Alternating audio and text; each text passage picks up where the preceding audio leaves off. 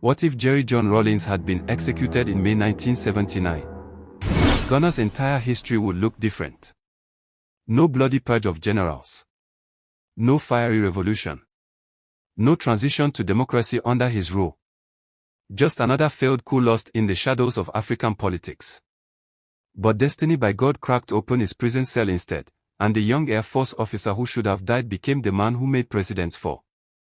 So here's the question. Did Ghana escape collapse because of Rawlings, or did it inherit a darker curse through him? Because to Rawlings, the execution was cleansing. To his supporters, it was a matter of justice. But to his critics, it was murder masquerading as revolution. And that's where the controversy lives. Did Rawlings save Ghana from collapse by spilling blood, or did he carve a curse into the nation's soul that still haunts it today? Kindly stay around to see what actually caused this execution of the corruption freedom era leaders. But before we go deeper into how Rawlings became a judge of presidents, I want to pause for a moment. Let me know in the comments where you're watching from, and if you believe these forgotten chapters of African history deserve to be remembered, consider subscribing. That way, together, we can make sure stories like this one are never buried again. A nation rich in gold, cocoa, and hope, poisoned by the wrath of its own generals. In the 1970s, Ghana was a country swollen with promise yet poisoned by its own politics. A nation rich in gold and cocoa, but cursed with military adventurism and crippling corruption. Since the fall of Kwame Nkrumah in 1966, the Pan-Africanist who dreamed too boldly, Ghana had been tossed between one junta and another. Each soldier who seized power promised salvation. Each one delivered only wrath. By the end of that decade, Ghana's economy had collapsed into despair. Inflation was eating wages alive. Food was scarce, queues stretched across cities, public services decayed into dust, and corruption had burrowed into the marrow of governance. It was the same disease eating Nigeria across the border, military men who shouted discipline by day but fed on the state at night. A 32-year-old pilot steps out of the shadows. And he refuses to die quietly. It was against this backdrop that a young Air Force officer named Jerry John Rawlings emerged. Born June 22, 1947, to a Ghanaian mother and a Scottish father, Rawlings was not destined for anonymity. In the Ghana Air Force of the 1960s, he rose quickly, charismatic, sharp, restless. But behind his calm military bearing grew a fiery contempt for the corruption choking his country. He began to whisper of cleansing, of revolution, of justice at any cost. June 4, 1979. The prison gates burst open. Ghana's story changes forever. On May 15, 1979, he acted. Rawlings led a group of junior officers and enlisted men in a coup attempt against the ruling Supreme Military Council, the SMC II, headed by General Frederick Akuffo. But the plan faltered. Rawlings was arrested, paraded before a military tribunal. He was only 32 years old. And here, something rare happened. Instead of pleading for mercy, Rawlings turned his trial into a weapon. He took full responsibility for the coup, stood boldly before Ghana, and denounced the ruling elite as parasites feeding on the people. His speeches, part confession, part indictment, spread like wildfire. Ordinary Ghanaians, students, junior soldiers, saw in him not just a soldier, but a mirror of their own rage. While many of his co-plotters were pardoned or locked away, Rawlings was sentenced to death. He should have been executed. But like Nigeria's own history of sudden turns, the way soldiers like Abacha and Babangida clawed power from the jaws of chaos, Rawlings' story was not over. Inside the barracks, sympathy grew. Soldiers whispered, "This man speaks for us. Why should he die while thieves continue to rule?" On June 4, 1979, fate intervened. Sympathetic junior officers stormed Rawlings' prison, freed him, and launched a second coup. This one succeeded.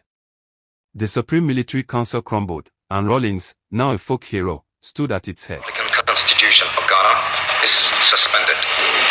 2. For the avoidance of any doubts, the following are emphasized. A. The President, the Vice President, and all ministers and their deputies are dismissed from office. He became the face of the Armed Forces Revolutionary Council, the AFRC, a regime that promised one thing: house cleaning by fire and blood. And fire did come. In June 1979, 3 former Ghanaian heads of state, General Ignatius Kutu Achempong, General Frederick Akuffo, and Lieutenant General Kwasi Afrifa, were arrested, put before military tribunals, and sentenced to die. On June 26, before a stunned nation and a watching world, they were lined up and executed by firing squad. It was unprecedented. African leaders were used to living above consequence, shielded by their uniforms. Nigeria's own generals, men like Gowon, Obasanjo, Babangida, Abacha, had built dynasties of impunity. But Rawlings shattered that illusion. He declared their blood had to be spilled to cleanse the nation. To some, it was brutal justice. To others, it was murder dressed as revolution. The world recoiled, but the message was clear: in Ghana, power was no longer untouchable. The iron hand and the open palm. Rawlings says he will not rule forever. But corruption is like smoke, it always finds its way back in. Rawlings insisted he was not there to rule forever. True to his word, on September 24, 1979, he handed power to an elected civilian government led by Dr. Hila Liman of the People's National Party, PNP. Ghana is looking up to you. Thank you.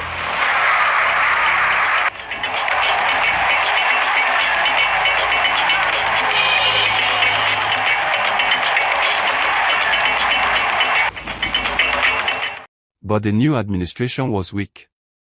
Corruption seeped back in, the economy worsened, and Rawlings watched from the shadows, disgusted. On December 31, 1981, he struck again. This time, without a bullet fired, Liman was toppled, and Rawlings returned, not as a temporary revolutionary, but as chairman of the Provisional National Defense Council, PNC. From a condemned man to the president. From firing squads to democracy. Rawlings becomes both Ghana's executioner and its savior. What followed was a paradox. Rawlings ruled with an iron fist, but he also sought to rebuild. His PNDC regime emphasized grassroots participation, anti-corruption, and economic stabilization. Through the 1980s, Ghana was restructured under his watch, sometimes guided, sometimes pressured by international institutions like the IMF and World Bank. He built new political frameworks, creating People's Defense Committees to involve ordinary citizens. Then, another pivot. In 1992, after a decade in power, Rawlings transitioned Ghana from military rule to a multi-party democracy. He formed the National Democratic Congress, NDC, contested elections, and won. From 1993 to 2001, Rawlings served as a civilian president, one of the rare African leaders to move from coup-maker to elected leader, and then voluntarily step aside. But his legacy was, and remains, haunting. To some, Rawlings was a savior, a revolutionary who dared to hold leaders accountable. To others, he was a dictator who wielded death as a tool of reform. His decision to execute former heads of state left scars that divided Ghana so. Yet, the country he left behind was no longer the broken Ghana of the 1970s, it was, by 2001, one of West Africa's most stable democracies. Rawlings died on November 12, 2020. But his shadow lingers. A condemned man who once awaited execution became the architect of Ghana's modern state. A soldier who preached democracy. A revolutionary who became president. And the echoes do not stop at Ghana's borders. His story mirrors Nigeria's own dark theater, where leaders like Abacha died mysteriously in Oso Rock, where coups and counter-coups rewrote the fate of a nation, and where corruption has been both the disease and the excuse for endless cycles of power. The question, then, is not just about Rawlings. It is about Africa's enduring paradox: does true reform require blood? Or does blood only deepen the curse? Rawlings forced his nation to confront that question.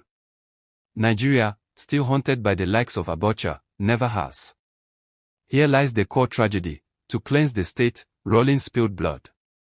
To rescue democracy, he strangled it first. And to build a stable Ghana, he first had to shatter its innocence. But what do we call that? Justice. Or vengeance disguised as revolution? Did Rawlings give Ghana a chance to rise from the ashes, or did he tattoo a stain of blood into its foundation that can never be washed away? Even now, His legacy splits Ghana in two. Some see him as the man who saved the nation, others as the dictator who scarred it so. Yet, no one can deny that Ghana was never the same after June 1979.